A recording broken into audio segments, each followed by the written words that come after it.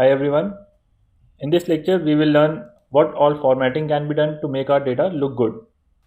Here is our sample table where no formatting has been done. Data in this format is not very appealing and you should not show such data in your presentations. Let's try to learn the tools which make data beautiful. Let's first highlight the header of our data table. We'll select the cells which have the headers and we'll click on the B icon which bolds the text that we have selected. You can see the weights of the text in this selected area has been increased.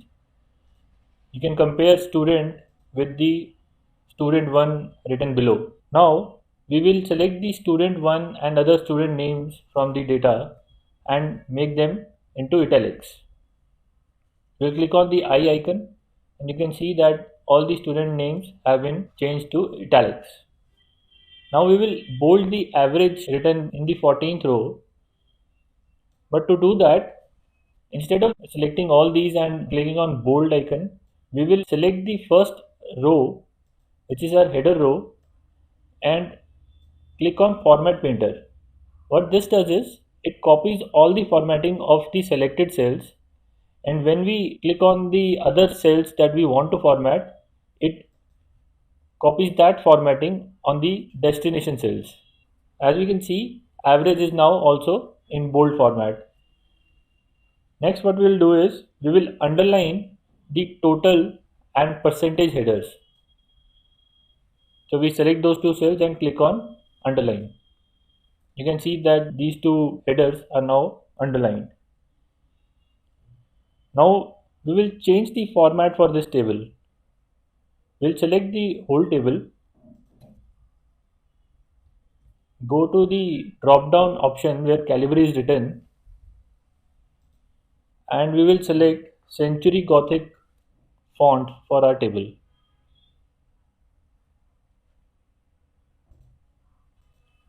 You can see the numbers in this font are much bigger and much clearer. Next, what we will do is we will see how to increase font of the text. We will select the header and we'll increase the font by clicking on this capital A icon, or we can just go to the numerical value of that font size and change it to 13. You can see that header font size is increased. We can also decrease the font size for the rest of our data to 10.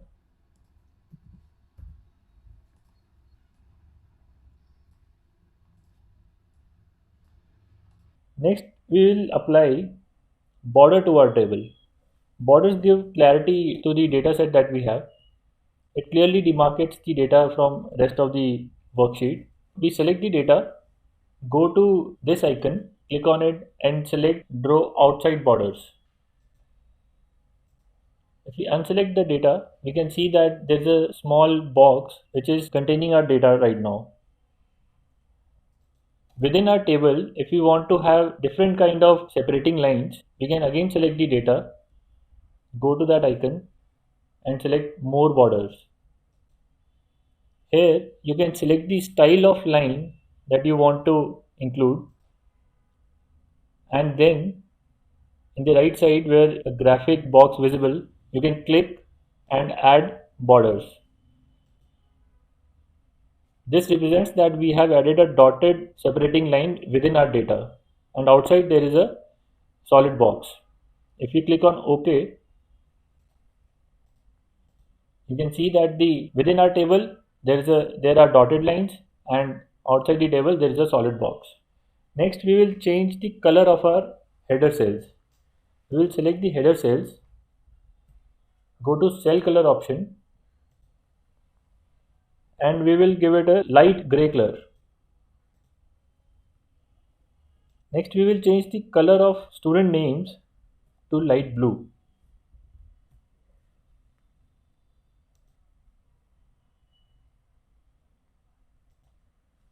We can see that some of the students' name are not visible because of limited space in the column A.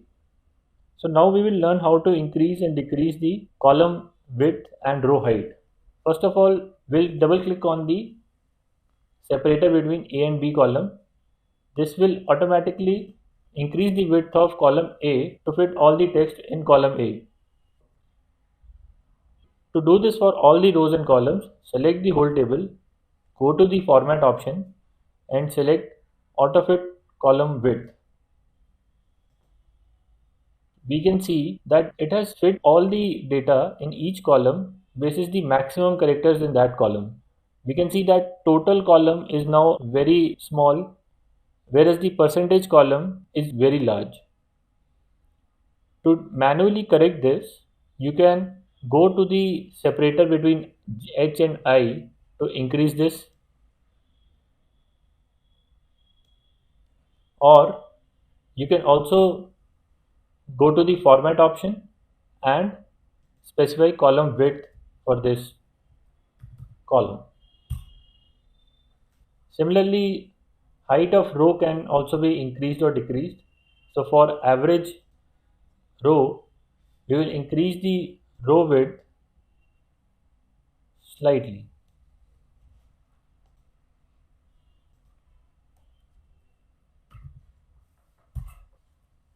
Next thing that we will do is we'll align our text. So we will first select all the headers that we have and align them centrally. Right now, if you can see the total column, the total is written on the left hand side. This is because it is left aligned. If we align it centrally, total will move to center. Now we will select student names and we will align them to the right.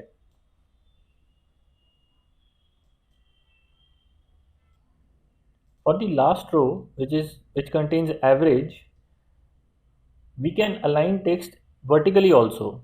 So to align this in the vertically central position, click on this icon, which is called middle align. You can align text in top and bottom alignment also. To add a title to our table, we'll add first few rows on the top of this table and one column on the left of this table.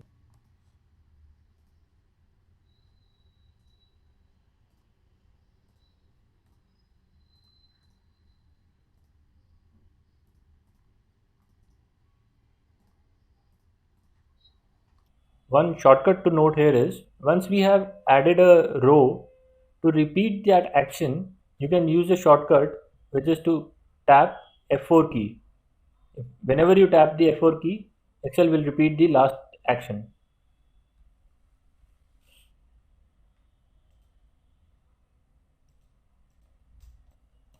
Now let us first write the title of this table, which is same as the title of this lecture, data formatting.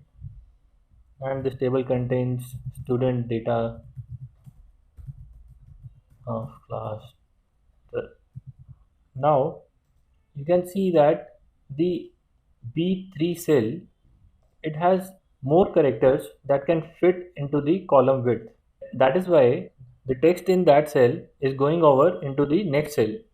To avoid that, we can use the wrap text option. When we click on wrap text, the data within that cell moves into the next line within that cell.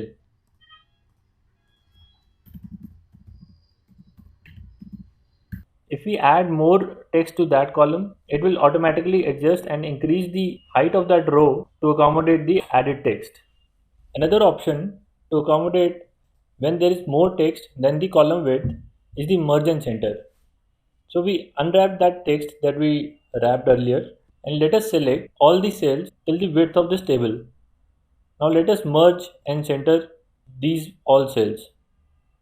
You can see what happens is all the cells from B to J column have been merged into a single cell and the data entered in B cell is now present in this merge cell. Also, what happened was after merge and center, the data was present in the centrally aligned position. We clicked on left align to left align this data. You can keep it centrally aligned if you like it that way. Now let us move to the percentage column. This column right now has fractions which has been calculated by dividing total marks scored by each student with the maximum marks that can be scored in all these 6 subjects. To convert this fraction into percentages, we select all these and click on the percentage icon above. You can see that all these fractions have now been converted to percentages. Another thing that we would like to do is in the last row, which is the average row, we can see that there are a lot of decimal points. These numbers after the decimal points may not be relevant to us. We may just want to look at average till one decimal value. Let's select all these and go to the reduce decimal values. Click on it several times till it is one decimal value only. So now let us move on to conditional formatting. Conditional formatting is a very strong tool that Excel provides us. This tool provides us the option to visually highlight the data as per the rules that we have specified. This makes the data more understandable just by looking at it. So let us highlight in our example those students who have scored less than 35 marks in any of the subject.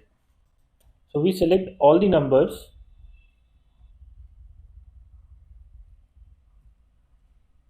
Then we go to conditional formatting and go to highlight cell rules, select less than value, give a value of 35. You can select several options here. We will be selecting light red filled with dark red text.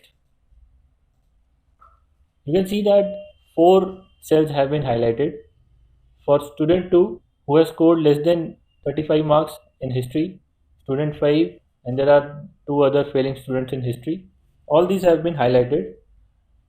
Had this option not been available, you would have to manually find all these individual cells and highlight them using the cell color option. There are other options in conditional formatting also. So let us select the total column and let us look at what other options are available. So if we go to the top bottom rules, you can highlight the top 10% students basis their total marks. We will change the color to green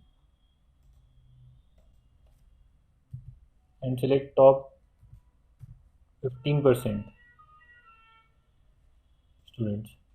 So student 4 with maximum marks has been highlighted, who has scored 522 out of 600. Other options available in conditional formatting are, so we select the percentage column and we go to data bars.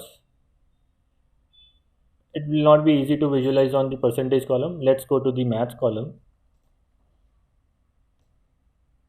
and go to conditional formatting, data bars.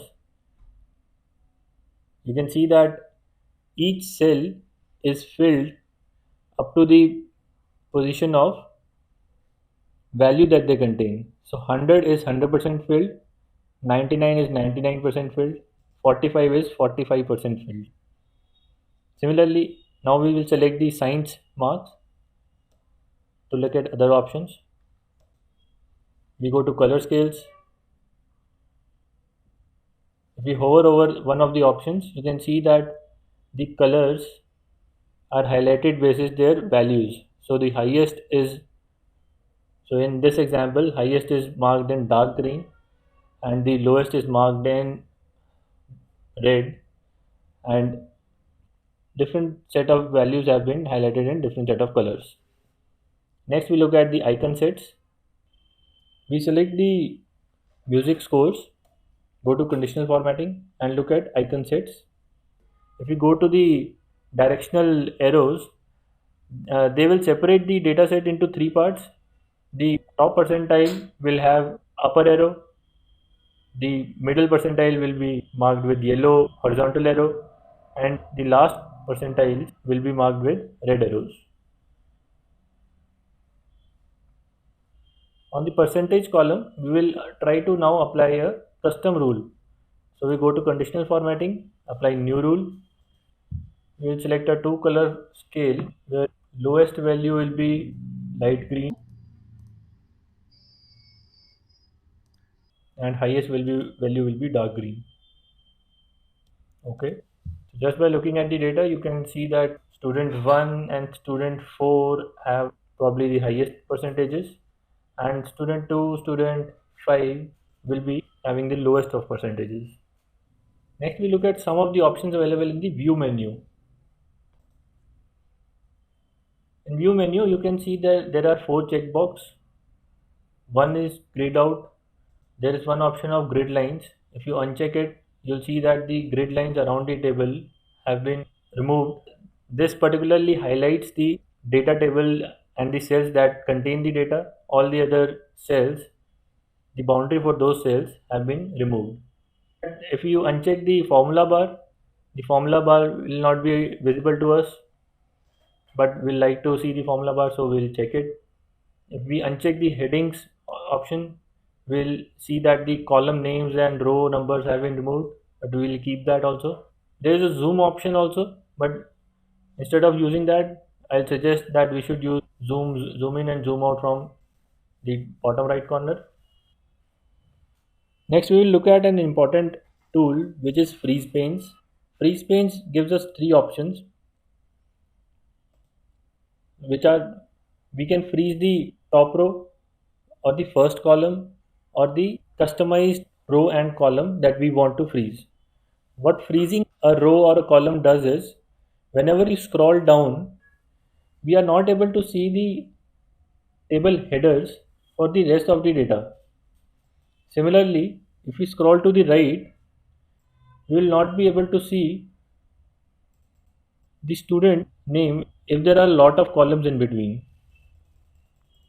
So what we can do is we will use freeze panes and we will use the first option. To use this, select the cell whose top row and left column you want to freeze. Select that cell, go to freeze panes and click on freeze panes. You can see there are suggestive lines which say that the top part of that line has been frozen and the left part of that line has been frozen. Now if you move your cursor below, the top pane is not moving, all the table is going under it, and if you move it to the right, the left part is not moving, the other part is moving under it. So when you have a large set of data, to maintain the table headers and table first column, you can use freeze panes. That's all for this lecture. In the next lecture, we will be discussing about pivot tables. Thanks.